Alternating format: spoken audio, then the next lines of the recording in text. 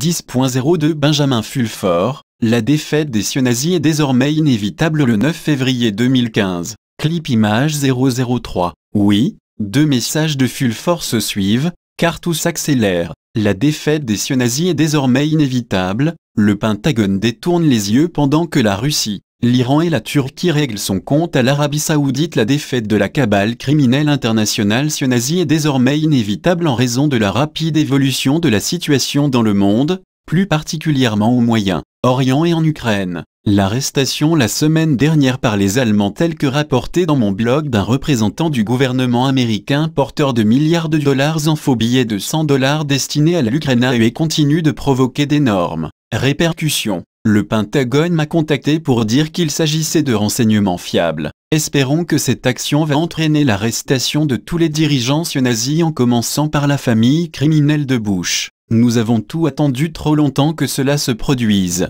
Rappelez-vous que Washington DC ne fait en fait pas partie de la République des États-Unis d'Amérique mais constitue plutôt une enclave étrangère. Il est temps d'ôter ce cancer de la République et de restaurer l'indépendance américaine. Message entendu par nos frères.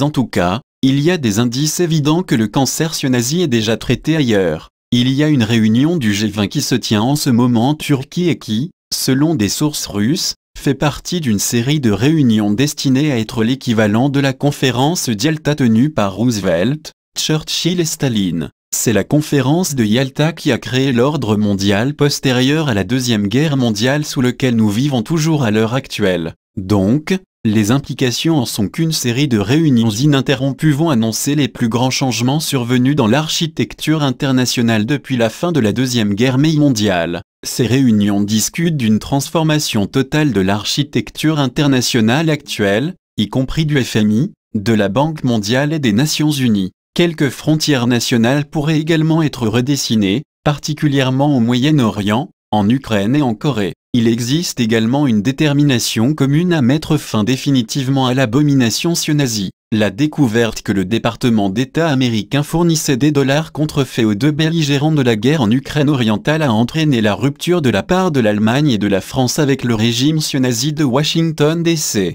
La chancelière allemande Angela Merkel et le président français François Hollande ont déjà rencontré le président russe Vladimir Poutine la semaine dernière sans l'accord des États-Unis et prévoient une autre réunion mercredi. Il y a très peu d'informations qui ont filtré sur ces entretiens, mais, selon des sources russes, la France et l'Allemagne pensent sérieusement à quitter l'OTAN et à conclure des accords de sécurité séparés avec la Russie. Le représentant américain arrêté en Allemagne a tout déballé concernant la manière dont les sionazis ont orchestré la guerre civile en Ukraine. L'Avangard Corporation, une société écran du Conseil de la Réserve fédérale, selon le MI5, a payé des mercenaires pour tuer des gens des deux côtés du conflit afin qu'ils s'en accusent réciproquement. Ils ont également fourni de l'argent pour que les deux belligérants puissent acheter des armes. C'est le même modus operandi qu'ils ont utilisé pour détruire la Yougoslavie. C'est le même qui est également à l'œuvre en Syrie et en Irak. Agostinho Neto, le récit de ce que les Allemands ont découvert en Ukraine a incité une source du gouvernement japonais à me raconter une réunion avec Agostinho Neto, président de l'Angola durant la guerre civile dans ce pays.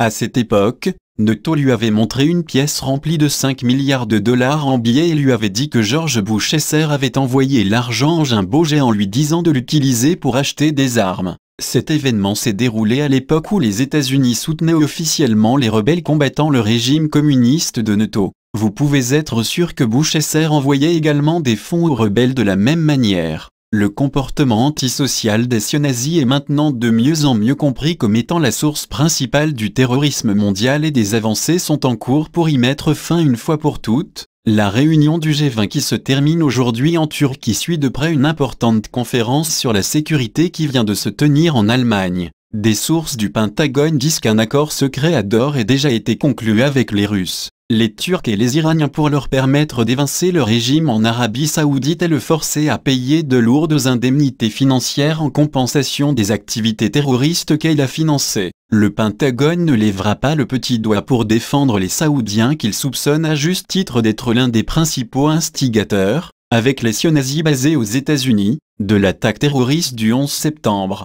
Il fait également pression sur les putes sionazis de Washington DC pour révéler les preuves de l'implication des Saoudiens dans le 11 septembre. Bien sûr, les sionazis ne veulent pas le faire parce qu'ils savent parfaitement que les Saoudiens s'empresseraient de pointer du doigt la 5e colonne aux États-Unis dirigée par George Bush Sr., le sénateur John McCain, John Kerry, etc. Les nazis en Israël comme Benjamin Netanyahou seraient également dévoilés au grand jour comme étant de mèche avec les Saoudiens dans le financement des réseaux internationaux de la terreur. En tout cas, le plan pour renverser les sionazis au Moyen-Orient a déjà commencé par le changement de régime au Yémen. À présent, la nation insulaire de Chypre, membre de l'UE, a autorisé la Russie à y établir des bases militaires. Ces bases seront utilisées par les Russes dans leurs opérations au Moyen-Orient. Le Pentagone apporte sa contribution en fournissant à l'armée libanaise les armes dont elle a besoin pour combattre l'armée mercenaire de l'EIL soutenue par le couple israélo-saoudien. Les Turcs coopèrent maintenant également avec les Syriens,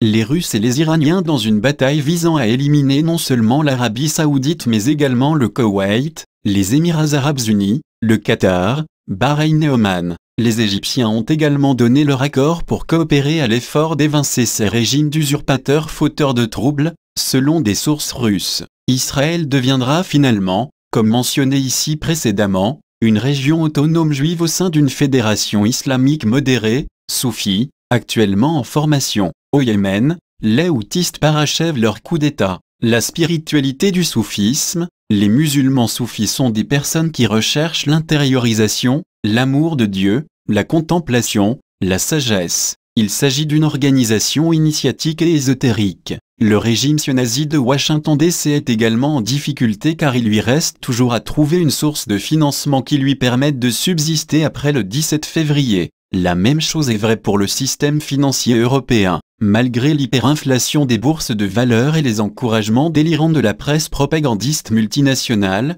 les indicateurs de l'activité économique réelle font apparaître un gel généralisé. L'index Baltic Dry qui mesure le prix des transports et qui est donc un bon indicateur du commerce, est à un niveau inférieur à ce qu'il était après la débâcle de 2008 de Lehman Brothers. La Chine vient juste d'annoncer que ses exportations de janvier étaient en baisse de 10,8% par rapport à la même période de l'année précédente. La baisse est due au fait que ni les Européens ni les Américains n'ont d'argent pour acheter des produits au reste du monde. Le régime de Washington DC continue de mentir à propos de sa déflation, de son économie qui implose et de son niveau de chômage pire qu'au temps de la Grande Dépression. Les banques européennes se retrouveront avec un trou de 100 000 milliards de produits dérivés dans leur compte si le gouvernement grec tient sa promesse de mettre fin à l'esclavage de la dette et ne blâmez pas les Grecs sans savoir. Comme je l'entends souvent, un autre indicateur du degré de surréalisme de la situation est que, selon le MI5, l'association des banques danoises affirme qu'elle a tellement de liquidités qui ont été injectées dans les banques dans le cadre de la création de monnaie QE pour quantitative easing par la BCE,